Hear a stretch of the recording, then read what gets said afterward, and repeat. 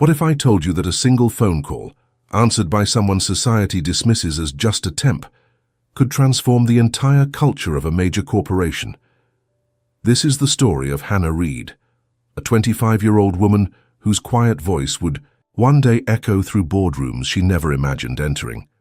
But let's begin where all great stories do, in the ordinary moments that hide extraordinary potential. Picture this. It's 4:47 p.m. on a rainy Tuesday at Brightstone Properties, one of the city's largest real estate firms.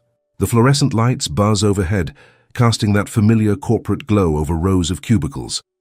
In the far corner, tucked away where the photocopier hums and the coffee maker gurgles, sits Hannah Reid. She's organizing client files with the same meticulous care others reserve for precious artwork. Each document perfectly aligned, color-coded tabs creating a rainbow of efficiency. Her movements are deliberate, gentle, as if she's afraid that even her paperwork might judge her too harshly. Hannah wasn't always this careful, this quiet. 3 years ago, she was pursuing a degree in linguistics, fascinated by the power of language to bridge cultures and heal misunderstandings. She had dreams of becoming a translator for international organizations, maybe the UN. Her professors often praised her natural ear for nuance, her ability to capture not just words, but the emotions hidden between them. But life, as it often does, rewrote her story. When her mother suffered a massive heart attack during Hannah's junior year, those dreams went on hold.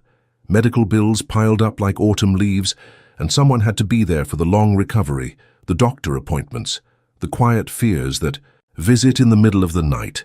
So Hannah became what she thought she had to become: invisible, grateful for any work, apologetic for taking up space. The temp agency placed her at Brightstone Properties, where she's been for 8 months now. Filing, copying, organizing the messes that more important people leave behind. But here's what Hannah doesn't know yet. Being underestimated can be its own kind of superpower. Ellen Martinez, the 67-year-old custodial supervisor, notices things others miss. She's been at Brightstone for 12 years, long enough to see ambitious young executives rise and fall like stock prices. But when she watches Hannah work, she sees something different. The way Hannah reads every document before filing it, memorizing details that aren't her job to know. The way she keeps a small notebook where she tracks building patterns, client preferences, seasonal trends, information that would make the sales team weep with envy if they bothered to look. That girl has the mind of an analyst trapped in a temp's contract, Ellen often thinks, but saying it out loud in this place would be like whispering in a hurricane. Brightstone Properties operates like most corporate hierarchies. The higher your floor, the higher your worth. The executives occupy the gleaming 32nd floor, where the windows offer panoramic city views and the carpet doesn't show coffee stains. The temps, contractors, and support staff inhabit the 7th floor, where the windows face the building next door and the carpet has seen better decades. It's a world of invisible barriers, where your email signature determines your access level, where people like Hannah become functionally invisible to people like James Tanner, the CEO. James Tanner is 45, impeccably dressed, and carrying a grief he doesn't know how to name. 6 months ago, his younger sister Sarah died in a car accident.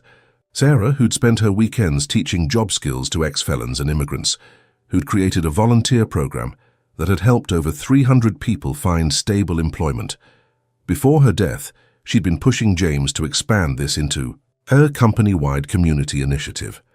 "Jimmy," she'd said during their last conversation, "you have the resources to change people's lives.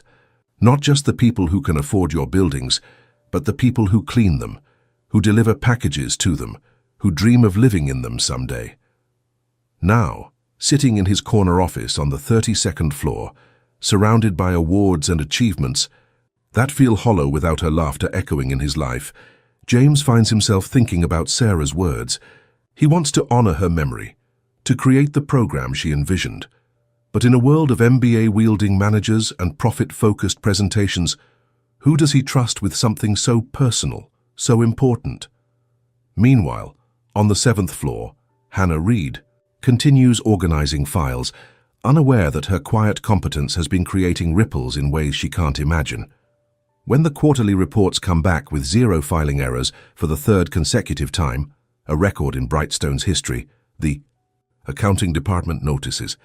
When client satisfaction scores increase because documents are processed faster and more accurately, the customer service team notices. But in corporate America, efficiency in the shadows rarely translates to recognition in the spotlight. At least, not yet.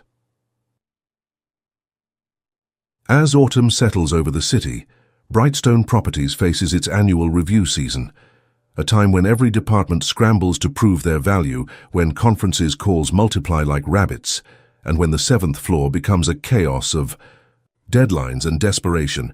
Hannah finds herself pulled in 12 directions. The regular filing has doubled. 3 different departments need archive research done by yesterday. The main receptionist is out with the flu, and someone needs to cover the phones.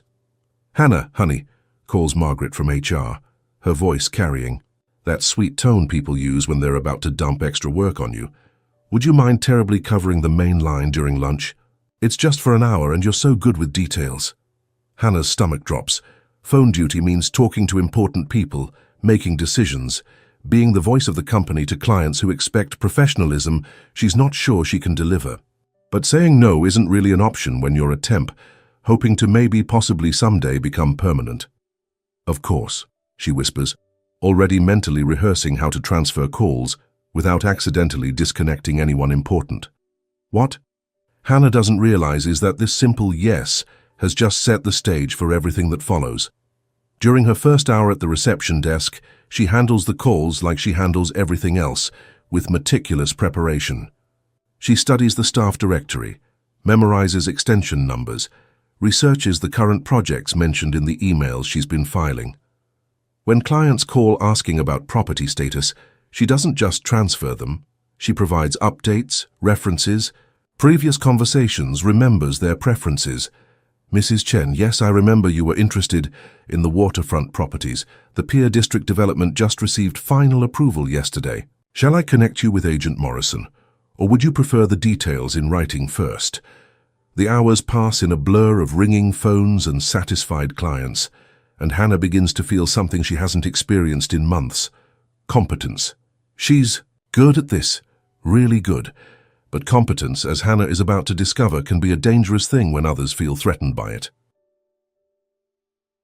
Enter Olivia Chen, 28, sharp-suited, and armed with the kind of ambition that views everyone else as either a stepping stone or an obstacle.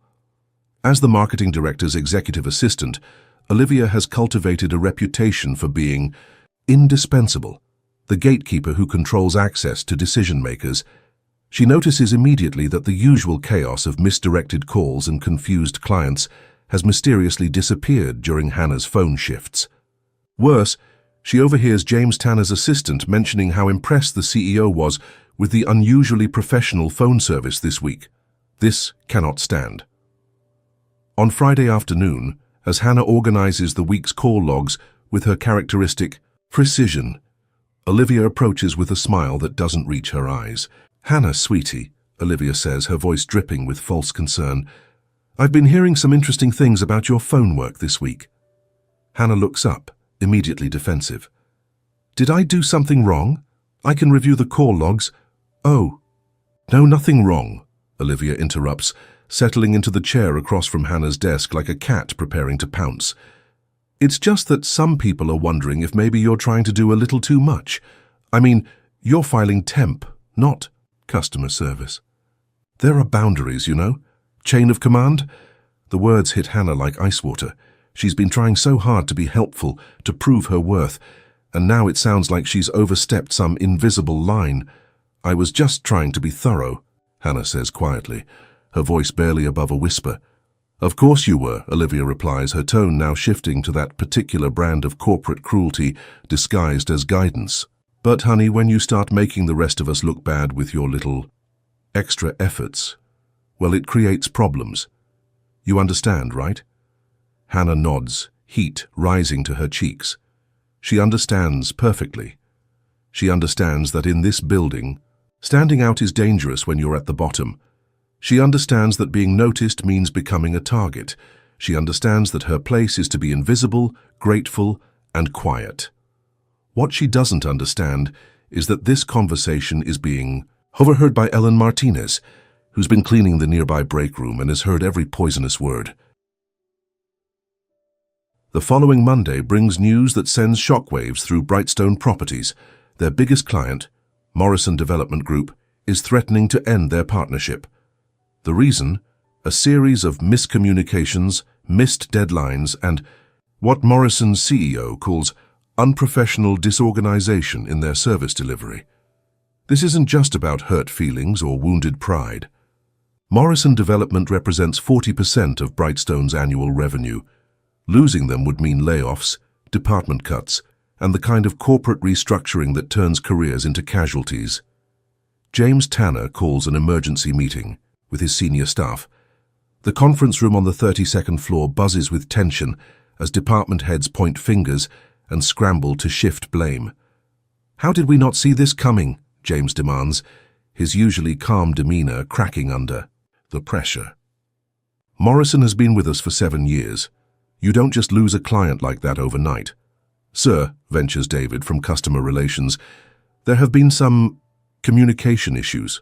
Phone calls not being returned promptly, information getting lost between departments, clients feeling like they're not being heard." "What about that new phone coverage?" asks James suddenly. "I thought we'd improved our client services. Didn't someone mention better customer interaction this month?" The room falls silent. Everyone knows about Hannah's excellent phone work, but no one wants to give credit to a temp when their own jobs are on the line. Finally, Olivia speaks up. "That was just temporary coverage, sir. Nothing systematic. We're already addressing the underlying issues through proper channels." James nods, but something in his expression suggests he's not entirely convinced. "We need solutions, people. Real solutions. Morrison is willing to give us one more chance, but they want to see fundamental changes in how we operate. Anyone who has ideas, I want them on my desk by Wednesday." As the meeting disperses, James finds himself thinking about his sister Sarah again. She would have known what to do. She had a gift for cutting through corporate nonsense and finding the human solution hidden beneath layers of policy and procedure. What he needs isn't another committee or consultant. What he needs is someone who actually understands what's broken and cares enough to fix it. Wednesday arrives with the weight of impending doom. Morrison Development has scheduled a final meeting for Friday. Either Brightstone presents a credible improvement plan or the partnership ends. Hannah spends the week watching the panic spread through the building like wildfire. Executives stride through hallways with grim expressions. Assistants whisper in clusters near copy machines. Even the janitorial staff seems to move with extra urgency, as if they're already preparing for the aftermath. On Thursday afternoon, as Hannah files the latest round of crisis management memos, she overhears a conversation that makes her blood run cold. "The Morrison account is gone," says a voice from the break room. "I heard it from someone in executive admin. Tomorrow's meeting is just a formality." "What happens to the rest of us?" asks another voice, younger, more frightened. "Layoffs start Monday. They're cutting 40% of non-essential staff." Non-essential staff. The euphemism hangs in the air like smoke. Hannah knows exactly what that means. People like her, the invisible ones, the temps who can be dismissed with 2 weeks' notice and no explanation needed. But as she sits there, surrounded by the files that represent months of meticulous work, Hannah realizes something that surprises her. She's not just afraid of losing her job, she's angry. She's angry that Brightstone is about to lose a major client because of communication problems she could solve in her sleep. She's angry that everyone is panicking about issues she's been quietly preventing for months. She's angry that in a building full of meetings and strategic planning, no one has bothered to ask the person who actually talks to the clients what they need. Most of all, she's angry that her silence, the safety she's built around herself like armor, is about to become complicity in her own irrelevance. For the first time in months, Hannah Reid feels something more powerful than fear. She feels like she might actually have something worth saying. Friday morning arrives grey and ominous, matching the mood inside Brightstone Properties. The Morrison Development team is scheduled to arrive at 2 p.m. for what everyone knows could be the company's most important meeting in years. James Tanner. Hasn't slept well all week. He's reviewed every proposal, every improvement plan, every desperate attempt to salvage the relationship, but deep down, he knows they're missing something fundamental. Morrison didn't threaten to leave because of spreadsheets or strategic initiatives. They threatened to leave because they felt unheard, undervalued, treated like a number instead of a partner. At 11 a.m., his assistant brings him the final presentation materials. "Sir, this is everything we discussed. The customer service enhancement plan, the new communication protocols, the quarterly review structure." James flips through the PowerPoint slides, each one more generic than the last. Corporate speak, management consultancy buzzwords, the kind of presentation that sounds impressive in conference rooms but means nothing to actual human beings. "This isn't going to work," he says quietly.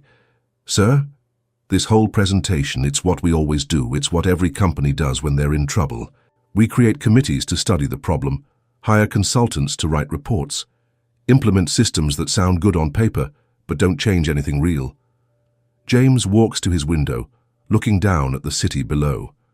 Somewhere in those streets are people like his sister Sarah, people who understand that business is really about human connection, not optimization strategies.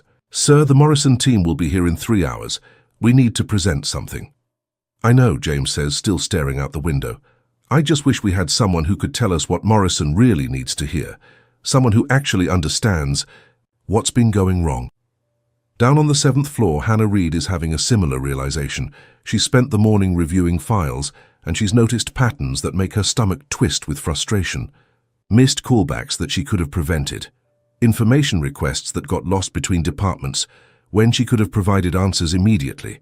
Client concerns that escalated into major problems because no one with authority bothered to listen to what they were actually saying. She's typed and deleted 17 different emails to the management team, each one attempting to explain what she's observed, each one discarded because she can't figure out how to say, "You're failing," your clients, without sounding presumptuous or insubordinate. As the clock ticks toward 2 p.m., Hannah makes a decision that will change everything. She stops trying to find the perfect words and starts trusting that sometimes the most important conversations begin with imperfect courage. She picks up her phone and dials the main reception. "Desk, Brightstone Properties, how may I help you?" "Hi, this is Hannah Reid in filing. I need to speak with someone about the Morrison meeting. It's important." What Hannah doesn't know is that her call is about to be transferred to a number she's never dialed before, to reach a person she's never met, at exactly the moment when the impossible becomes inevitable. The phone rings once, twice, on the third. Ring, someone picks up. "Executive Office, James Tanner speaking." For a moment that feels like an eternity. Hannah can't speak. The phone feels impossibly heavy in her hand, and she can hear her heartbeat so loudly she's certain it's coming through the receiver. James Tanner, the CEO, the man whose name appears on company newsletters and annual reports, whose decisions shape the lives of everyone in this building, who exists in Hannah's world as more of a concept than a person, and she just called him by accident.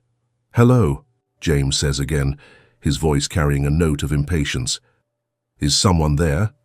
Hannah's first instinct is to hang up, to disappear back into her safe corner of the 7th floor and pretend this never happened. But something stops her. Maybe it's the memory of Olivia's condescending smile. Maybe it's the thought of all those client concerns she's watched turn into disasters. Or maybe it's just the simple fact that she's already gone this far. "Mr. Tanner," she says, her voice barely above a whisper. "I'm sorry to bother you. This is Hannah Reid from the filing department. I think I might have some information about the Morrison account that could be helpful."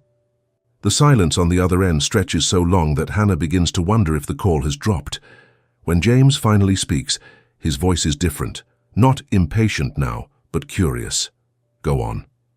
"I know this isn't my place," Hannah continues. "The fee," words tumbling out faster now. "But I've been reviewing the Morrison files as part of my filing duties, and I've noticed some patterns.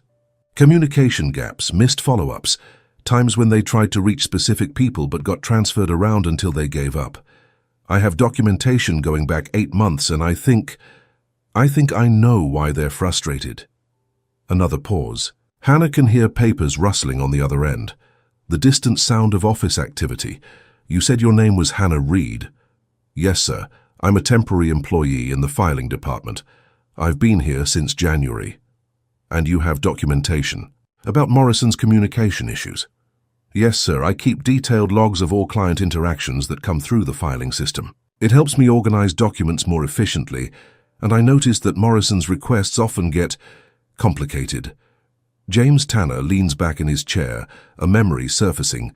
His assistant had mentioned something about improved phone service, more organized client information. The kind of background improvements that make everything else work better, but rarely get noticed by people in corner offices. Hannah, he says slowly, the Morrison team is arriving in 2 hours. Are you saying you might have insights that could help us save this account? Hannah closes her eyes, thinking of her mother's medical bills, of the job security she's about to risk, of all the reasons she should apologize and hang up right now. Instead, she thinks of her linguistics professors who taught her that communication isn't about having the loudest voice. It's about understanding what others need to hear. Yes, sir, I believe I do. I'm coming down to your floor, James says, and the line goes dead.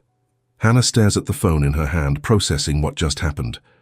The CEO of Brightstone Properties is coming to the 7th floor to see her, to hear what she has to say. She has maybe 10 minutes to prepare for the most important conversation of her professional life. Hannah opens her filing cabinet and pulls out a folder she's never shown anyone, her personal organization system filled with client interaction summaries, communication pattern analyses, and what she privately calls her frustration documentation. Pages and pages of notes about missed connections, repeated complaints, and solutions that seem obvious from her vantage point in the filing trenches. As she organizes the materials, Ellen Martinez appears at her desk, moving with the purposeful stride of someone on a mission. Honey, Ellen says, her voice low and urgent, I heard you talking on that phone and I want you to know something. I've been watching you work for 8 months and you're the best thing that's happened to this company's operations in years. Whatever you're about to do, don't let anyone make you feel small about it. Hannah looks up, surprised by the intensity in Ellen's voice. I don't know if I'm doing the right thing, Hannah admits. The right thing is usually the scary thing, Ellen replies. And honey, if you don't speak up for those clients, who will? Before Hannah can respond, the elevator dings, and James Tanner steps onto the 7th floor for the first time in his 5 years as CEO. He's taller than Hannah expected, wearing a suit that probably costs more than she makes in 3 months, but his expression isn't what she anticipated. Instead of corporate intimidation, she sees something that looks almost like hope. Hannah Reed, he asks, approaching her desk. Yes, sir. Hannah stands, clutching her folder of documentation. Show me what you've found. Hannah spreads her materials across her desk, her hands trembling slightly, as she organizes months of careful observation into something resembling a presentation. Mr. Tanner, Morrison Development Group, has contacted Brightstone 47 times. In the past 6 months with concerns that were never fully resolved, she begins, her voice growing steadier as she finds her rhythm. Not 47 separate issues, 47 attempts to address the same underlying problems.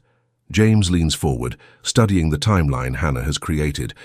The pattern is always the same, Hannah continues. They call with a specific concern. They get transferred to whoever is supposed to handle that type of issue. That person is either in a meeting, out of the office, or doesn't have the complete information. Morrison gets promised a callback. The callback either doesn't happen, happens too late, or comes from someone different who has to restart the entire conversation. Jesus, James mutters, scanning Hannah's detailed logs.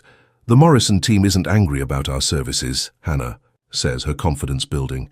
They're angry about being treated like they don't matter. Every time they have to repeat their concern to a new person, every time they get promised a response that doesn't come, every time they feel like just another item on someone's to-do list, it reinforces that we see them as a contract, not a partnership. James looks up from the papers, meeting Hannah's eyes directly. And you documented all of this because I wanted to understand why some files kept coming back unresolved, Hannah explains. In filing, you see the end result of every process. When the same client documents keep cycling through the system without resolution, it usually means there's a communication breakdown somewhere. I started tracking the patterns so I could anticipate which files might need special attention. You did this on your own initiative. Yes, sir. I know it wasn't part of my job description, but it made my actual work more efficient. James is quiet for a long moment, studying both the documentation and the young woman who created it. Here, in a forgotten corner of his company, someone has been solving problems he didn't even know existed. Someone has been caring about client relationships with the kind of attention to detail that his executive team talks about, but rarely delivers. Hannah, he says finally, I need to ask you something, and I want you to be completely honest. If you were sitting across from the Morrison team in 90 minutes, what would you tell them? Hannah takes a deep breath, knowing that her answer will either save her job or end it. I would tell them that we know we've failed them, but not in the ways they might expect. I would tell them that their frustration isn't about our properties or our prices. It's about feeling unheard. And I would tell them exactly how we're going to change that, with specific steps and timelines, not just promises. And do you have those specific steps? Hannah opens her folder to the final section, pages of handwritten notes titled Morrison Relationship Recovery Plan. Yes, sir, I do. James Tanner has been CEO of major companies for 15 years. He sat through thousands of presentations, reviewed countless strategic plans, listened to every variety of corporate consultant and management guru. But as Hannah Reid walks him through her analysis of the Morrison relationship, he realizes he's hearing something entirely new.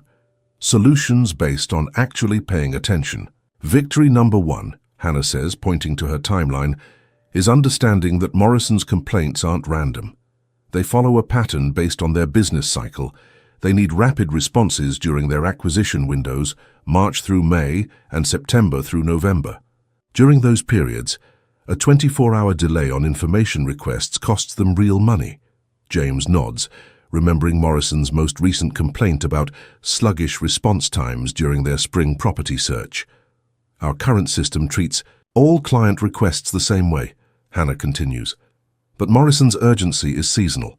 If we create a priority protocol for clients during their high-activity periods, we solve the responsiveness issue without overwhelming our staff during normal periods. Victory number 2 is the communication handoff problem. Morrison hates repeating their concerns to multiple people, so I've created client briefing sheets that track the full history of each interaction. Anyone who takes over a Morrison conversation would have complete context from previous discussions. James examines the sample briefing sheet Hannah has prepared. It's more comprehensive than anything his customer service team has produced, yet cleaner and more user-friendly than his management reports. Victory number 3, Hannah says, her voice gaining confidence, is the callback accountability system. Morrison gets frustrated by broken promises, so every commitment gets logged with specific timelines and backup contacts. They never have to wonder if they've been forgotten. Victory number 4 is the relationship continuity plan.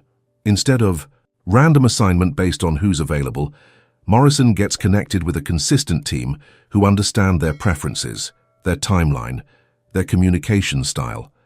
No more starting over with every conversation.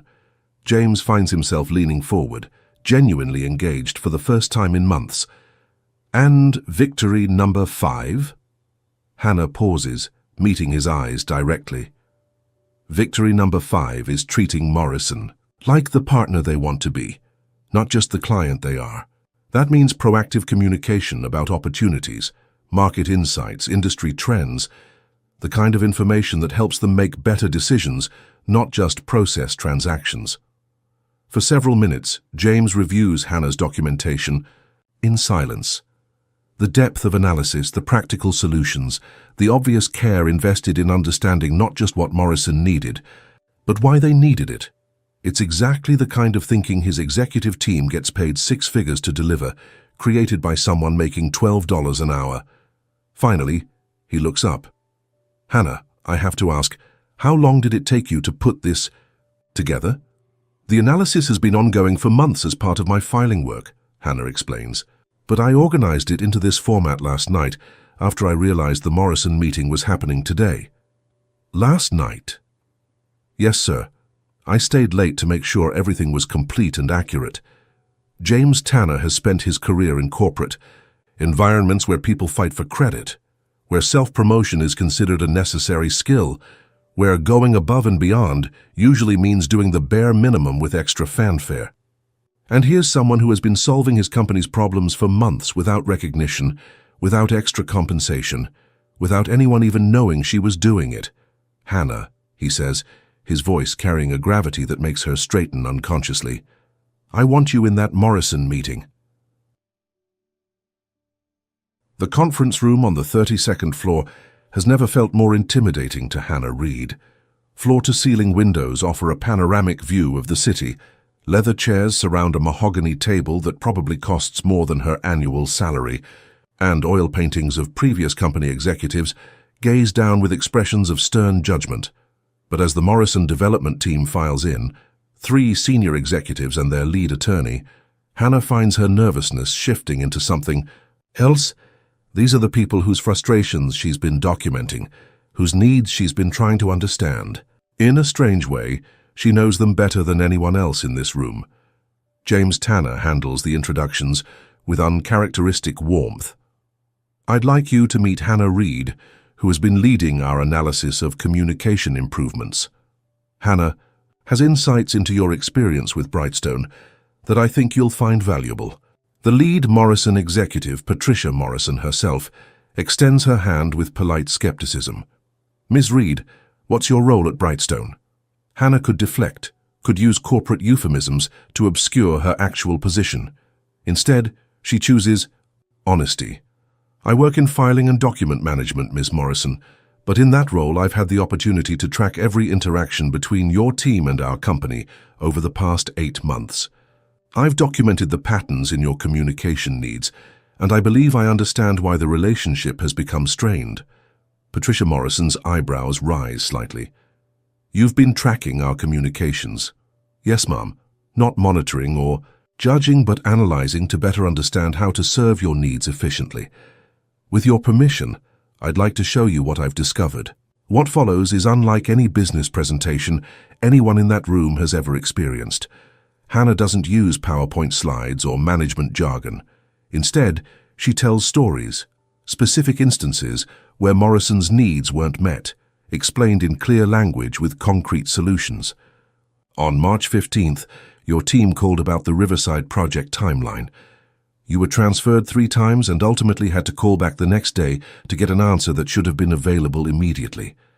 Here's why that happened, and here's the system we're implementing to ensure it never happens again. On April 22nd, you requested market analysis data for the Harbor District. Our response was delayed because 3 different departments were involved, but none of them had complete information.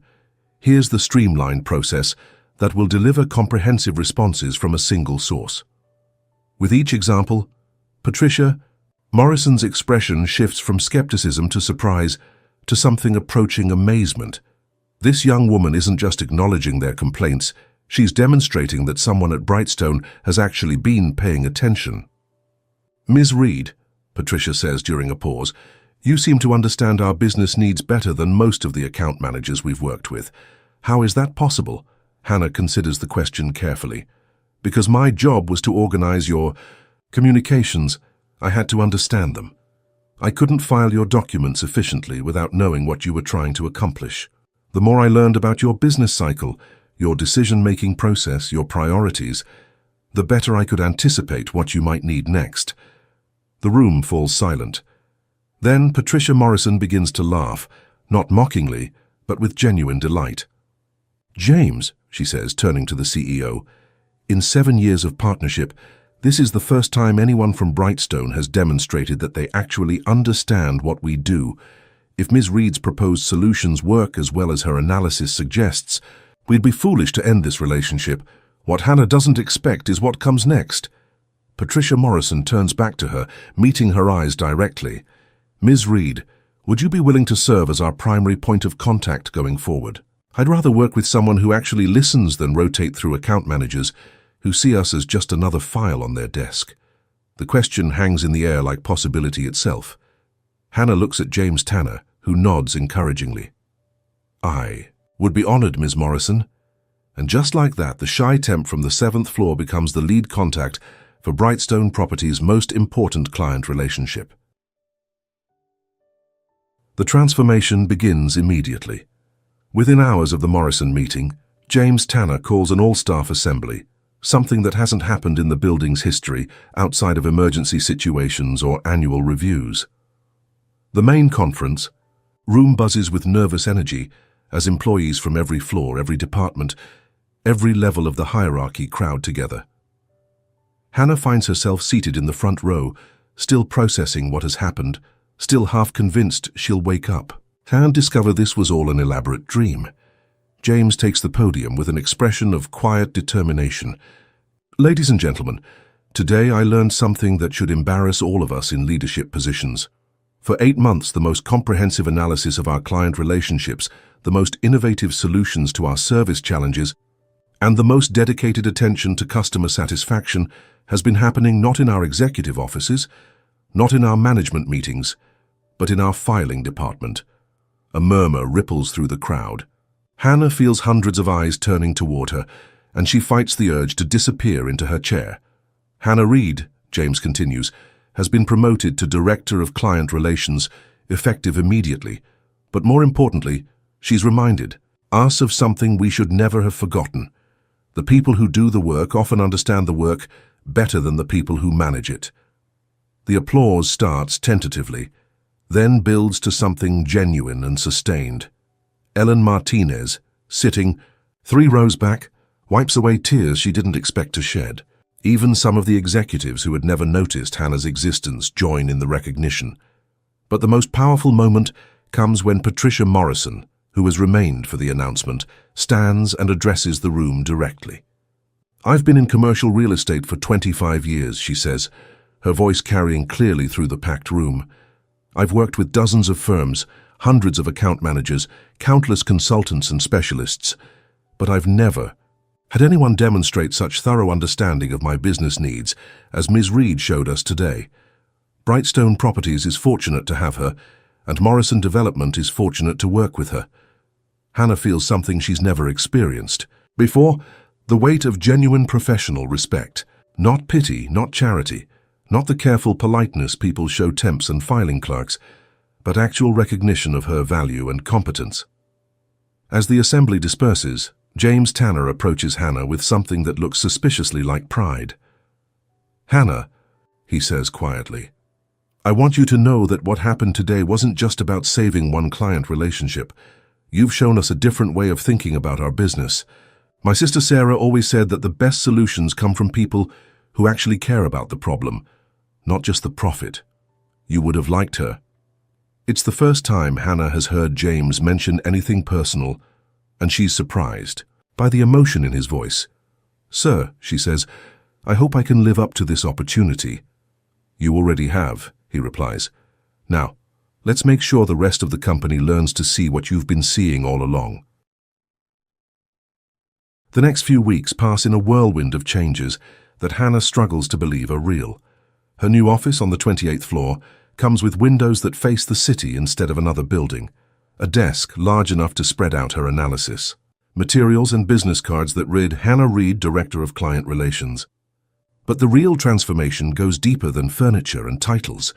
For the first time in her professional life, Hannah's ideas are not just heard, they're implemented. Her client communication protocols become company policy.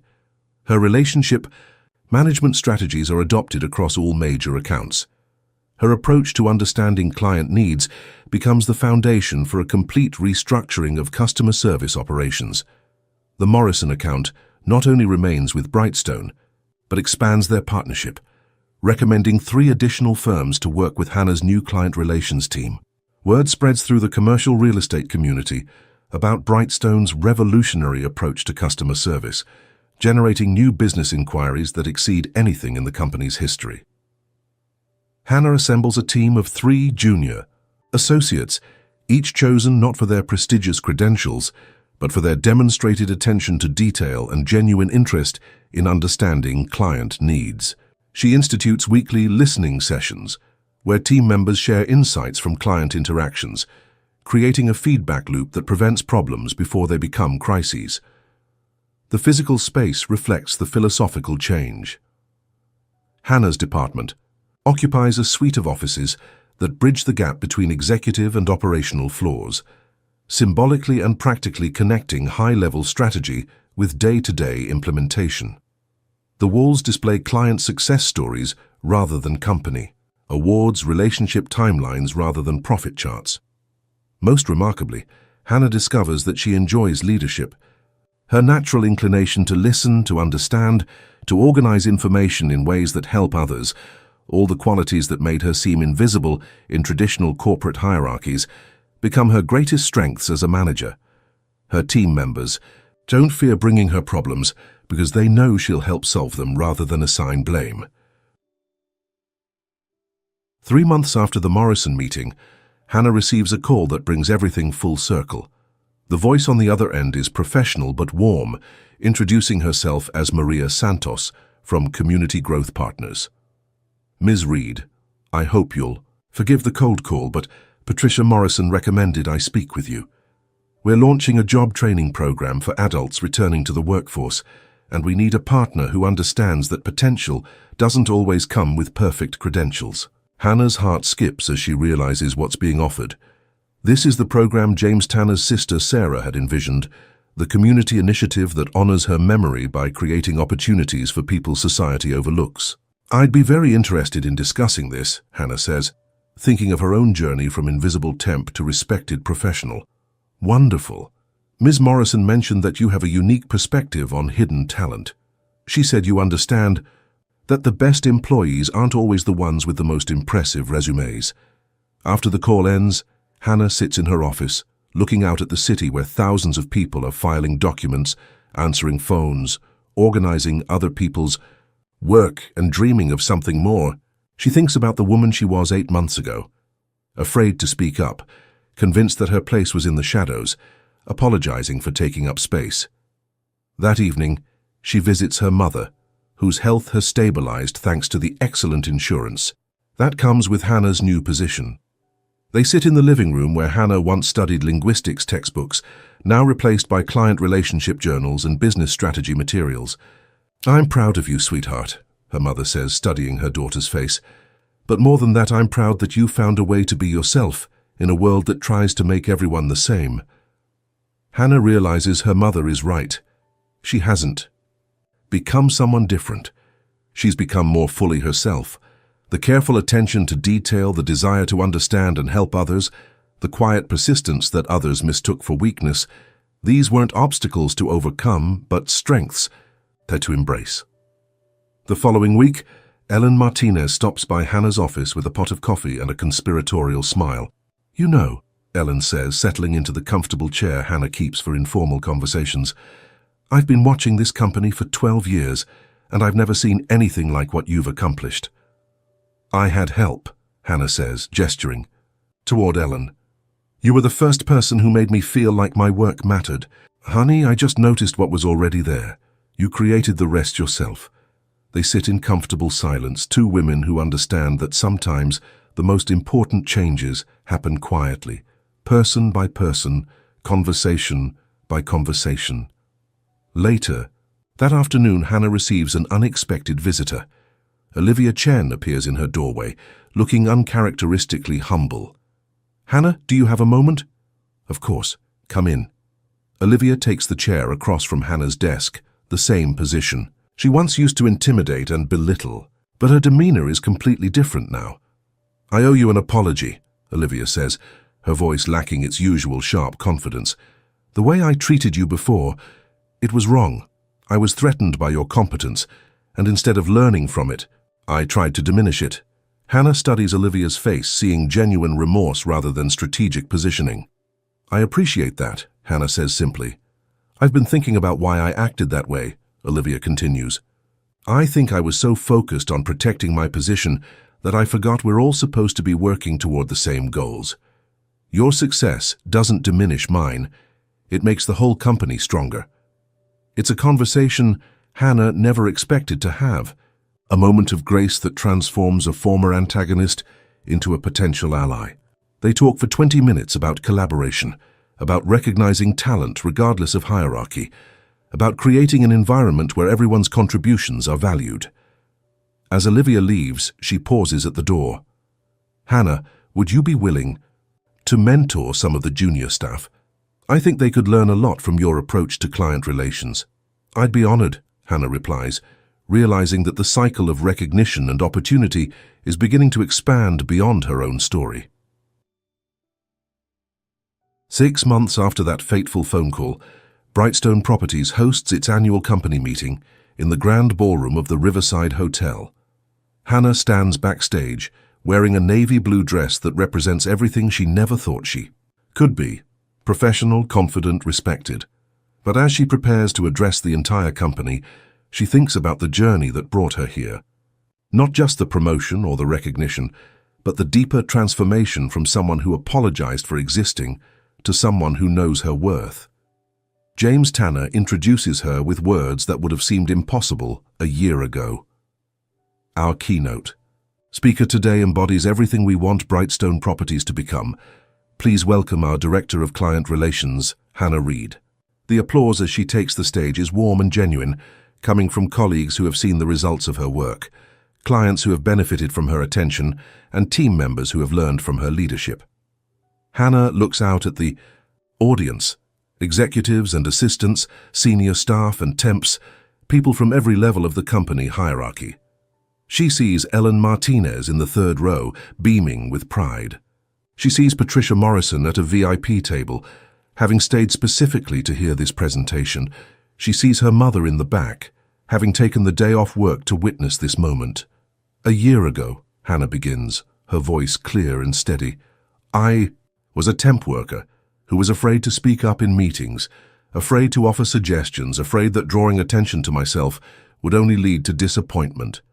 I believed that my job was to be invisible, to be grateful for whatever opportunities came my way, and to never assume that my ideas had value." The room is completely silent, everyone leaning forward to hear her story. But I learned something that I want to share with every person in this room, regardless of your title or position. Your perspective matters. Your attention to detail matters. Your desire to help others and solve problems matters. The fact that you see solutions that others miss doesn't make you presumptuous, it makes you valuable. Hannah pauses, making eye contact with individuals throughout the audience. We talk a lot in business about thinking outside the box, about innovation and fresh perspectives. But too often, we only listen to fresh perspectives from people who already have platforms and authority. We miss the innovations happening quietly in filing departments and customer service desks and maintenance closets, places where people interact directly with the problems we're trying to solve. The applause begins organically, growing from scattered clapping to sustained recognition. The truth is, every person in this company has observations that could improve how we serve our clients. Every person has ideas that could make our processes more efficient. Every person has insights that could strengthen our relationships and grow our business. The question isn't whether that knowledge exists. It's whether we create environments where people feel safe sharing it. Hannah's voice grows stronger as she continues, channeling the confidence she's earned through months of proving her worth at EE. Brightstone Properties. We've learned that the best solutions often come from the least expected sources. We've learned that listening isn't just good manners, it's good business. We've learned that when we create space for every voice to be heard, we don't just help individual employees grow, we help the entire organization become more innovative, more responsive, and more successful. The standing ovation begins in the back of the room and spreads forward like a wave. Hannah sees tears in Ellen's eyes, pride in James Tanner's face, and something she's never seen before in a professional setting: genuine celebration of ideas over hierarchy. As the applause continues, Hannah realizes that this moment represents more than personal success. It represents a fundamental shift in how this company, and hopefully others like it, thinks about talent, potential, and the value of every human being who contributes to shared goals. As the formal presentation ends and the reception begins, Hannah finds herself surrounded by colleagues, sharing their own stories of being overlooked. A young man from IT talks about ideas he's never voiced. A woman from accounting mentions patterns in client payments that could help sales. Each conversation confirms what Hannah now knows. Talent is everywhere, but recognition takes effort. Later that evening, as the celebration winds down, James Tanner approaches her. Hannah, the Regional Business Council wants you to lead a workshop series on innovative client relations. It's a big commitment, but it would position you as a thought leader across the city. Hannah considers the offer. The chance to spark change beyond her company, to help others find their voice. I'd love to, she replies, on one condition. I want to co-present with people from different roles and levels. The message has to be that great ideas don't just come from directors. James smiles. That's exactly why they want you. Driving home, Hannah reflects on the unexpected path that led here. Her unfinished linguistics degree, her quiet attention to detail, the mistaken phone call that set everything in motion. She realizes now, that moment wasn't about titles or credentials. It was about the courage to offer help, even when it wasn't expected. Most of all, she's learned that real opportunity doesn't always knock with fanfare. Sometimes it whispers through steady work, quiet observations, and a willingness to speak when it matters. The shy temp who once picked up a CEO's call by mistake has become a confident voice for change, helping others see the value in what and who they've been overlooking.